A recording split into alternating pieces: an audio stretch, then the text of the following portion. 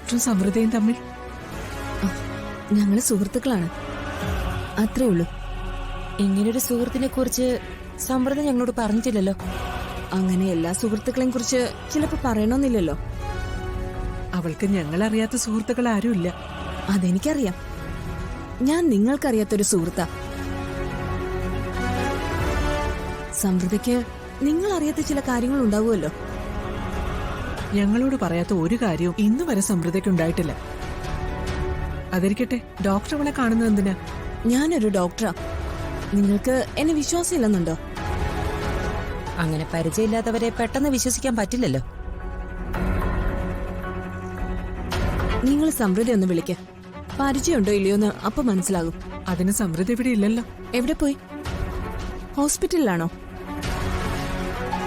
അല്ല, സൈക്കാട്രിക് വിഭാഗത്തിൽ അഡ്മിറ്റ് ആണെന്ന് ഞാൻ ഹോസ്പിറ്റലിൽ നിന്ന് അറിഞ്ഞു. അതുകൊണ്ട് ചോദിച്ചതാ. ആവശ്യമില്ലാത്ത കാര്യങ്ങൾ നിങ്ങൾ എന്തിനാ അന്വേഷിക്കുന്നത്? എന്റെ മകന്റെ ഭാര്യ സമൃദ്ധ. അവൾക്ക് ഒരു കുഴപ്പമില്ല.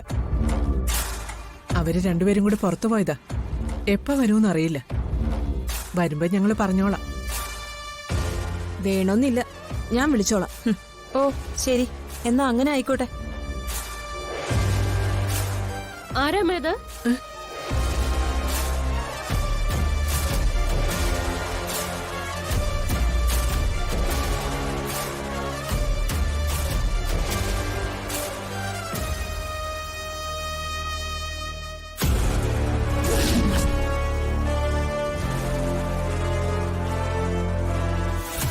പറ്റൂ.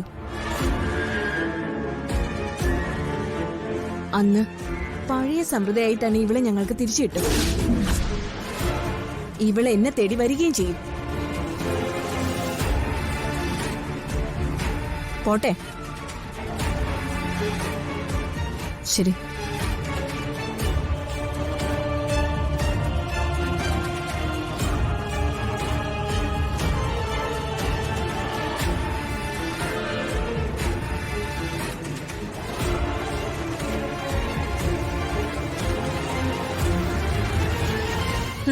ഒരു സൈക്കാട്രിസ്റ്റ് വന്നിരിക്കുന്നു.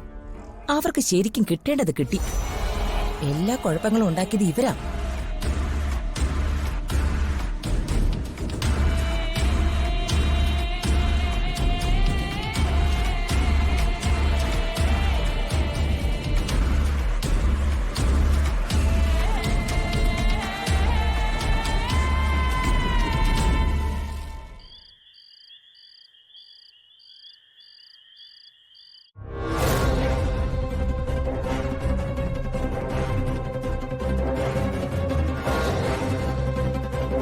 ഇവര് മോളെ അന്വേഷിച്ചു വന്നതാ. സൈക്കാട്രിസ്റ്റ് ആണെന്നാ പറഞ്ഞത്. ഇവരും മോളും തമ്മിൽ എങ്ങനെയാ പരിചയം? ഞാൻ എവിടെയോ കണ്ടിട്ടുണ്ട്. എനിക്ക് നല്ല ഓർമ്മ കിട്ടുന്നില്ല.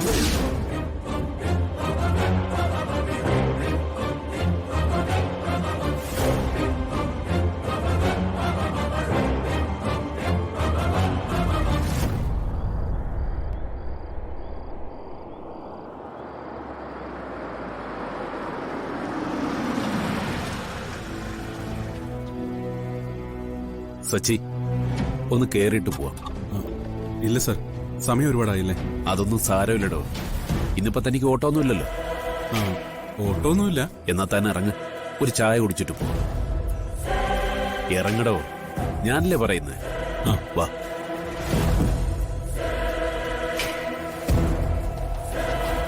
വാ.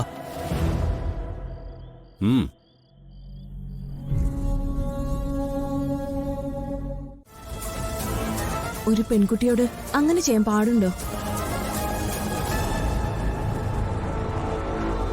എല്ലാം മറന്നുപോയ തരത്തിലാ അവൾ എന്നോട് പെരുമാറിയത്.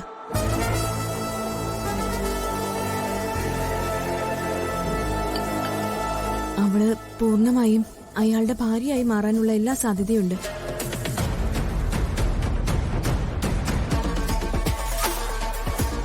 അതിനുള്ളതെല്ലാം ആ സ്ത്രീ ഒരുക്കി വെച്ചിട്ടുണ്ട്. എന്തൊരു ഫ്രോഡാണ് ആ സ്ത്രീ എന്നറിയോ? കണ്ട വളരെ സൈലന്റ് ആയിട്ട് തോന്നും, but she is very dangerous. ഹോസ്പിറ്റലിൽ അവളെ അഡ്മിറ്റ് ചെയ്ത് എന്തൊക്കെയാ ചെയ്തെന്ന് ആർക്കറിയാം.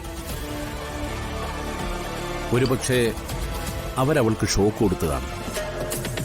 ചിലപ്പോ ഹിപ്നോട്ടൈസ് ചെയ്ത് അവളുടെ പാസ്റ്റിനെ മുഴുവൻ റീപ്ലാൻ ചെയ്ത് കാണും. അങ്ങനെയാണെങ്കിൽ ഇനി അവൾക്ക് പാസ്റ്റ് ഇല്ല. ഇങ്ങനെ മുന്നോട്ട് ജീവിച്ചു പോവാ, അതുമാത്രമേ പറ്റൂ. അത് തന്നെ എനിക്കും ഫീൽ ചെയ്തത്. പുതിയ മേൽവിലാസത്തിൽ അവളുടെ മനസ്സ് ജീവിച്ചു തുടങ്ങിയിരിക്കുന്നു. എന്റെ എല്ലാ പ്രതീക്ഷയും പോയി. സംസാരമില്ല. ചില കേസുകൾ ഇങ്ങനെയാണെന്ന് കരുതിയാൽ മതി. ഞങ്ങളുടെ വർത്താനം കേട്ട് സച്ചിക്ക് ബോറടിച്ചോ? ഏയ് ഇല്ല, സംസാരിക്കുന്നത് മാഡത്തിന്റെ ഏതോ പേഷ്യന്റിന്റെ കാര്യമാണെന്ന് മനസ്സിലായി. അതെ സച്ചി, ഈ ലോകത്തെ മനുഷ്യൻ എന്തൊക്കെ ക്രൂരതകളാണ് ചെയ്തു കൂട്ടുന്നതെന്ന് അറിയാമോ? ഒരാളെ കൊല്ലുന്നതിനേക്കാൾ വലിയ ക്രൂരതയാണ് അയാളുടെ ഓർമ്മകളെ ഇല്ലാതാക്കുന്നത്. എന്റെ ഒരു പേഷ്യന്റിന്റെ ദുരവസ്ഥ എന്നെ ആകെ ഞെട്ടിച്ചിരിക്കുക. മാഡം, ആരൊക്കെ മായ്ച്ചു കളഞ്ഞാലും മായാത്ത ചിലതുണ്ട്. അത് കാലം നമുക്ക് തിരിച്ചു തരുന്നതാ.